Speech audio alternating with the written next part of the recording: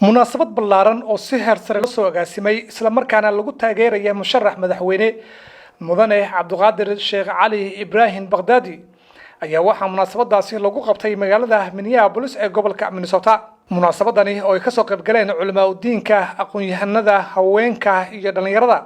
ayaa lagu muujiyay taageerada ballaaran ee loo hayo Baghdadi oo horey xilal muhiim ah ka soo qabtay dowladihii hore. dadkii ka soo qayb galay munaasabada ayaa isku raacay in wasiir Baghdadi uu yahay shakhsiga ugu mudan in loo doorto madaxtinimada Soomaaliya.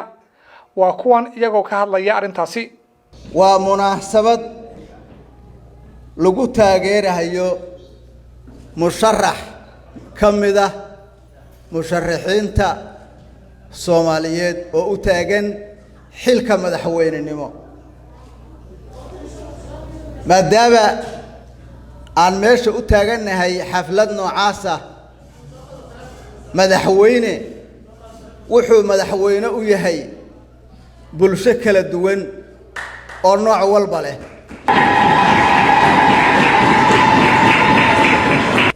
waxaan codsanaynaa Soomaali oo dhan meel ay joogaan, haddii ay joogaan dibadda iyo haddii joogaan gudahaba, inay nala soo dhaweeyaan mudane cabdulqaadir sheekh cali baghdadi oo u taagan madaxweynaha musharax madaxweyne jamhuuriyadda federaalka Soomaaliya. haddii rabbi raali ka noqdo waa u qalmaa ninkaasu, waana soo dhaweynaynaa, waana gacmo furan baan ku soo dhaweynaynaa inuu madaxweyne noqdo. Soomaali oo dhanna waa u baahan tahay isagoo kale. waxaan rabaa ka codsanayaa kulada wax dooranaysa oo madaxweynaha dooranaysa inay noo dooraan qof Ilaahay ka baqahay sida Baghdadi oo kaleeto ee aan loo doorin Soomaaliya. waxay ku dhibaataysan tahay gudaha Soomaaliya, waxay ku dhibaataysan tahay Carabta, waxaan ku dhibaataysanahay meesha aan joogno. dal aan u laabanna ma lihin. waxaan naga badbaadi kara qof Ilaahay ka baqahaya. walaalkii Cabdulqaadir waxaan leeyahay Ilaahay ka baq, Allaahna kugu guuleeyo. waxaan xilligan joognaa xilligii mugnaanta la siin lahaa dhalinyarada. cabdulqaadir sheekh cali baghdadi waa aqoon-yahan dhalinyaro ah. ritaayirka odayaashu qabyaaladooda ha la dhaafaan, qurunka ha la dhaafaan. dalku wuxuu u baahan yahay nin dhalinyaro ah, aqoon-yahana, diin leh, dadnimo leh, karti leh, caadil ah yuu dalku u baahan yahay. ilaahay subxaana wa tacaala waxaan uga baryayaa inuu ku guuleeyo xilkaa. asagana waxaan u dardaarmaysaa sida culimadii iga horreysay ay sheegeen inuu ilaahay ka cabsado. عبدالقادر شيخ عندي أكويال وعاقل وهي علمنا به بباري عدالة إيو شرعي أو كوانها عرضي هو يانا عاقلك أمالك مقنان عسيو شرف ميهيرا با عادلك هيدول ديغاي عرور إيا عرولبو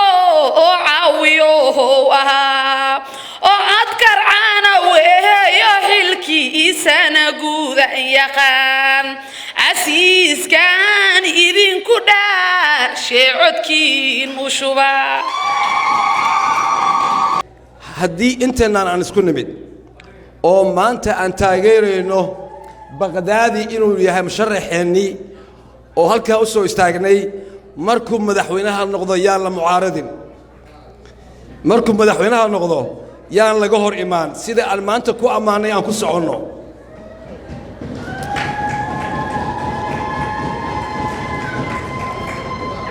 walaalayaal, midda ugu dambaysa aan ku soo koobayo,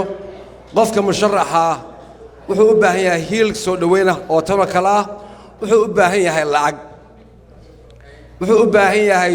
garab joogtaa, wuxuu u baahan yahay moral support, u baahan yahay wuxuu u baahan yahay hadda waxa wax doorta waa xildhibaanadana hadda waxaan maraynaa odayaal baa doorta, waa ka gudbi doonaa. bal inaad odayaashii wacdaan oo la hadashaan iyo xildhibaanadii oo aad tirahdaan ninkaanaan wadanaa oo aad u kaambeen garaysaan. ilaa reer Minnesota tihiina lacag waalan baa dirtaane waa laydin baahan yahay. odayaashii la hadla idinkoo Soomaali oo dhan la hadla waxaad tirahdaan xildhibaanadu waa inay noo doortaan Mr. Baghdadi. anu waxaan rabaa inaan ku bilaabo wax caaw dhan laga tagay baan rabaa inaan ku bilaabo. waxa laga tagay mudanuhu waa sheekh ودكتور شيخ عبد القادر إسقي بقى شيخه ودكتور شيخ عبد القادر شيخ علي شيخ إبراهيم marka halka waxaad ka garanaysaa uma baahna in la sheego waxaad ka garanaysaa inuu yahay ahludiin maadaama uu ahludiin yahay wax walba waa lagu aamini karaa wadankuna wuxuu u baahan yahay cadaalad sidnaan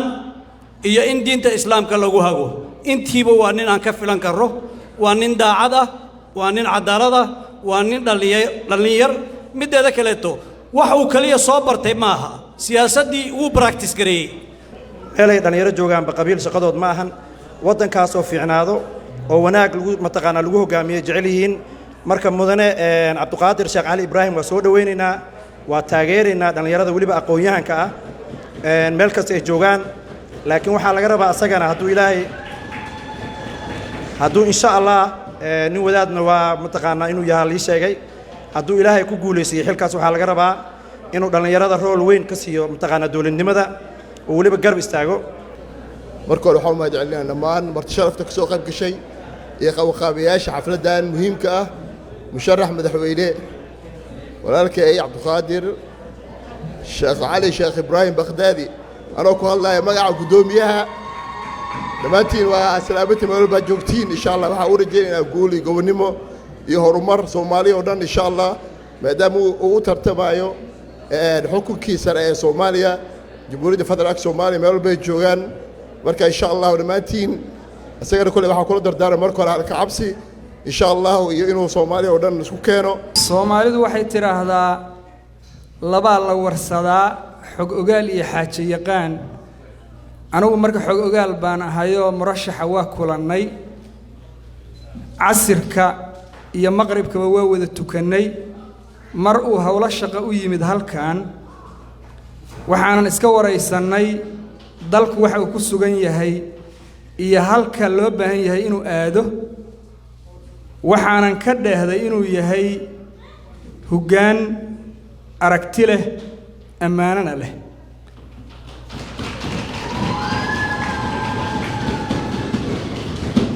waana inta hadda Soomaali meesha ay taalla ka qaadi kardha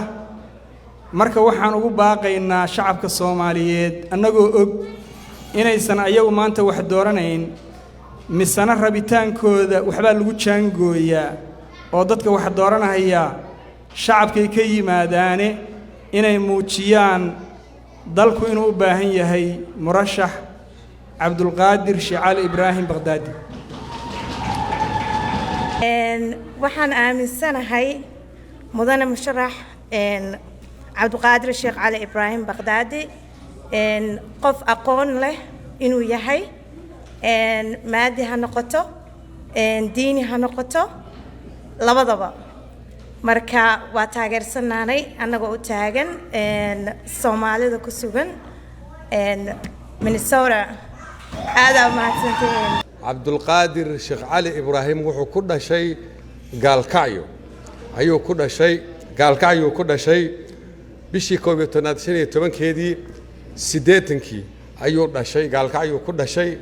gaalkacyuu quraanka ku bilaabay halkaas buu dugsiga hoose dugsiga dhexe uga baxay علومته إسلام كان كبرتي كبعد حمر بوسه ورجع مقدشة أيوه وحق كجبحي دكسجة سراء هي علومته إسلام كالدوان كبعد وحق أتجي وحبرشة ضل كعراق بغداد أيوه جامعة كسو قاتي كبعد ضل كسو لابتي ضل كمركو كسو لابتينا وحق معلن كان قضي قبل الله فربضن وضل كمده من مد وشيء مايو معلم بوكاها شيخنا وكاها الدين تنا وكفدين شري حنا وكدقي شري كبعدي لبدي يكون لحية طبنكي أيو سياسة كسو بيري دولتي عبد الله سوقاميني وحكن نقضي أجاسمة أيو كان نقضي وزارة الدين تيا وقافته كبعدي دولتي والشيخ شريف هوقاميني وحكن نقضي حلدبان بو كان نقضي وحكلو كان نقضي وزيرك وحبرشة يا بربارنتا كان في عم بونا كسو قاتي او ددك ku jira ay og yihiin ka bacdi dawladii sheekh anaka leeyahay Xasan Sheekh wuxuu ka noqday misana xildhibaan wasiirka diintana uu ka noqday waxa uu qabtay waa farbadan yihiin laakiin waxa kamida wuxuu isku keenay culimadii islaamka oo dhan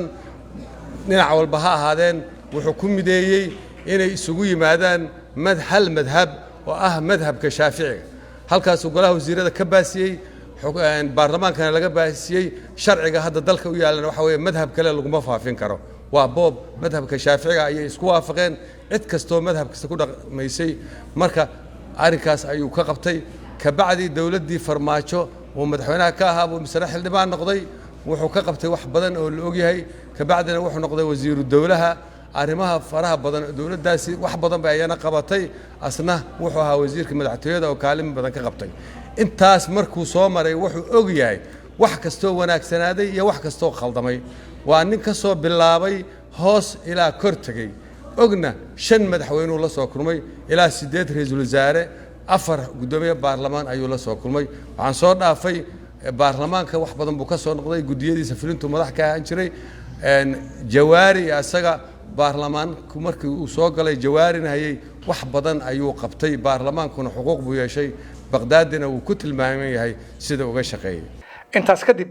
waxaa munaasabada dhanka qadka taleefanka ugu qayb qaatay wasiir Baqdaadi oo ugu horeyn u mahadceliyay bulshada qaybaheeda kala duwan ee ka soo qayb galay munaasabada isagoo faahfaahiyay qorshihiisa haddii uu ku guuleysto madaxtinimada Soomaaliya waxa farxad ii ah caawa in aan idin kala soo qayb galo xafladan aad sida wanaagsan u soo agaasinteen oo dhinac walba aad iskaga timaadeen oo aad igu dhiirigelinayseen oo ku muujinayseen garab istaagayga iyo waxa aan hamiyo ah inaan dalka hogaamiyo hogaaminta dalkuna waa arrin dalka in la hogaamiyahina waa arrin aad iyo aad u culus helisteeda hagisteeda ka culus anigoo ka warqaba culaysyada ay leedahay baan haddana waxaan ku talagalay inaan xabadka u dhigo madaxana saarto mas-uuliyaddaas culus markaan raadinayeyna waxaan ku raadinayay inay ii noqoto طريق الوصول إلى مرضات الله سبحانه وتعالى والضيق وحرته إلهي سبحانه وتعالى ما دام تضمن عرشه إلهي هرسنا يسوي كم ذي هاي ولما كانوا جوه الرأي هاي أحاديث النبي كسر رطاب أن أيسن كالدوين مثل جوه الرأي إمام عادل وكان عادلة إلى النقطة مركا وكان عادلة إلى النقطة أمة الصوماليات dhibaatada ka bixila muddada dheer xilka markaan soo doonayayna waxaan dareemay inaan raadiyay inay waajib u tahay inaan iraahdo sidii nabi yuusuf uu yiri calayhi salaam ijcalni ala khaza'in al-ard inni xafiidun caliim idhi maaliyadda idhi buu yiri anigu nin aamin ah baan ahay aqoonna u leh inuu manage gareeyo hantida dalka kana saaro marxaladaha abaaraha ee ku soo wajahan anna waxaan isleeyahay maanta dalka dhibka haystaahi waa laba arrimood hadduu ku guulaysato Soomaaliya ilaahay fadligii waxay noqonaysaa dalka ugu barwaaqa badan bay noqonaysaa